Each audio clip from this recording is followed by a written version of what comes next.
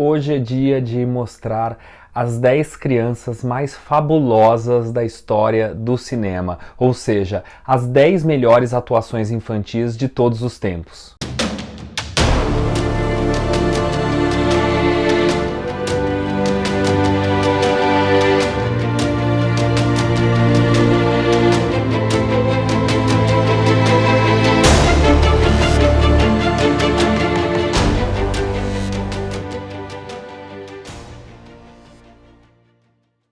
Bem, eu sempre quis fazer esse episódio porque, para quem me conhece, eu sou um cara muito chato com atuação infanto-juvenil. Por duas razões. Primeiro, porque eu acho que grande parte das produções colocam, no Brasil e no mundo, colocam crianças e adolescentes porque são fofinhos e não porque são talentosos como atores.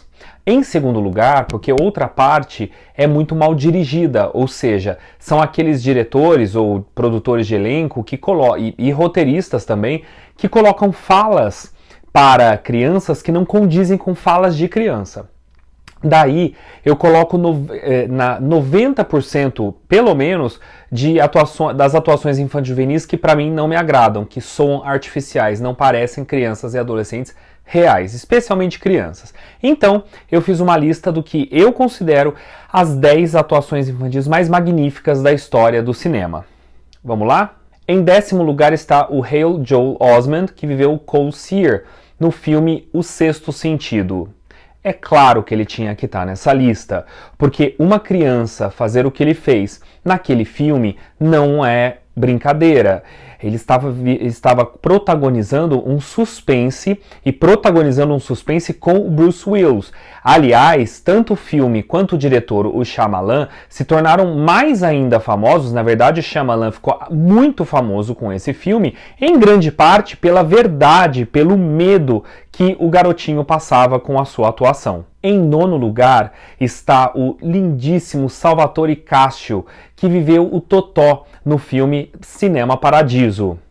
É impossível não chorar com a relação do garoto com o avô, com o velhinho que era o dono, o projecionista do cinema. O menino traz aquela atuação típica italiana, que é com aquelas falas abusadas das crianças italianas, aquelas expressões, riqueza de movimentos. O garoto simplesmente nasceu para a câmera. Em 8º lugar está a atuação do Macaulay Culkin no Esqueceram de Mim, de 1990. A atuação que trouxe fama absoluta para o menino e também muitos problemas na sua vida, como filho de pais que abusaram comercialmente dele e depois de uma adolescência muito conturbada. Isso tudo foi fruto da paixão que o público teve pela atuação do garoto naquela mansão em que ele estava sozinho e era perseguido por ladrões. Marcou a infância de muita gente, especialmente minha também, mas pelo fato de que o menino era realmente muito hábil em estar numa grande produção. Você imagina a quantidade de gente, de câmeras, de técnicos que estavam ali, e o menino conseguia ser desenvolto na frente de tudo isso. Em 7º lugar está a atuação de Tatum O'Neal no filme Lua de Papel. É a prova de que a atuação dela é tão boa que ela ganhou o Oscar aos 10 anos de idade. No filme do Peter Bogdanovich, ela vive uma garotinha super engraçada, super fofa e ela é tão carismática. E com os personagens ao redor, do simples fato de dirigir, e entre outras coisas no filme, que tornou a atuação dela magnânima para o cinema do mundo inteiro. Em 6º lugar, o 6º lugar vai para o ator Subir Banerjee, que viveu o personagem Apu Ray no clássico indiano Canção da Estrada. Esse filme, do diretor indiano Satyajit Ray, é de sonhar para sempre com a beleza dessa atuação. A cena lendária da chegada do trem e a inocência das atitudes e do olhar das crianças faz desse filme uma arte feita por crianças geniais em frente às câmeras. Em 5º lugar está um brasileiro, o Vinícius de Oliveira, que viveu Josué no filme Central do Brasil. É simplesmente impossível você não se emocionar com a atuação do então garoto no filme do Walter Salles. Lembre da cena do garoto ao pedir de volta a carta da mãe, quando a sua mãe já havia sido atropelada, pedir de volta para a Dora, vivida por Fernanda Montenegro, aqueles olhos cheios de lágrima, aquele momento tão especial de atuação e o menino cercado de atores e cercado também de câmeras. Ali é a prova de que o Vinícius de Oliveira é um grande ator mirim. O quarto lugar vai para o ator Edmund Koleski, que viveu o personagem Edmund Köhler no filme Alemanha do Zero, do diretor italiano Roberto Rossellini. A atuação dele é típica do neorrealismo italiano, na qual os diretores trabalhavam muito com atores amadores, porque eles impregnavam em suas atuações características da própria vida. O Edmund estava vivendo um pouco ele mesmo, uma criança que estava completamente desolada com a Alemanha destruída da guerra, porque o filme foi filmado no verão de 1947 na Alemanha, em Berlim, completamente destruída.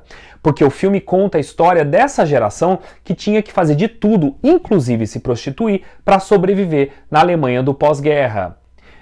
A atuação foi tão forte na vida do Edmund que o personagem Edmund, acabou impregnando negativamente a vida do ator, que depois desistiu de atuar, porque o filme realmente foi muito forte na vida dele. O terceiro lugar vai para a belíssima Anna Torrent, do filme O Espírito da Colmeia, de 1973. O filme é do diretor espanhol Víctor Erice.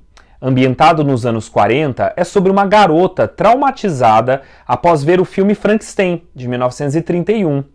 E ela vive numa cidadezinha espanhola e depois de ver o filme, ela entra no seu próprio mundo de fantasia. A garota é uma doçura de você querer adotar e não largar mais. O mundinho de fantasia dela, aterrorizante, mas muito sedutor para os adultos, tornou aquela atuação uma das mais lindas da história do cinema. E o segundo lugar vai para o ator mirim Enzo Staiola, que aos 9 anos de idade brilhou no filme Ladrões de Bicicleta, do diretor italiano Vittorio De Sica.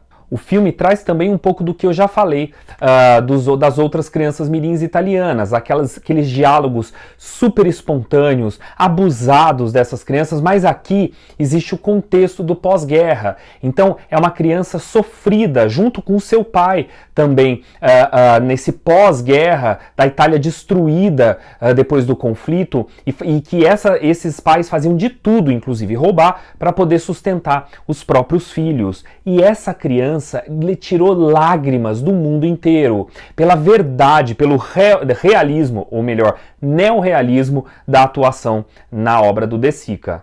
E o meu primeiríssimo lugar, e assim, ninguém chega perto, na minha opinião, dele, vai para o ator Jean-Pierre Léaud, no filme Os Incompreendidos, de 1959, que abre a Nouvelle Vague francesa do diretor François Truffaut.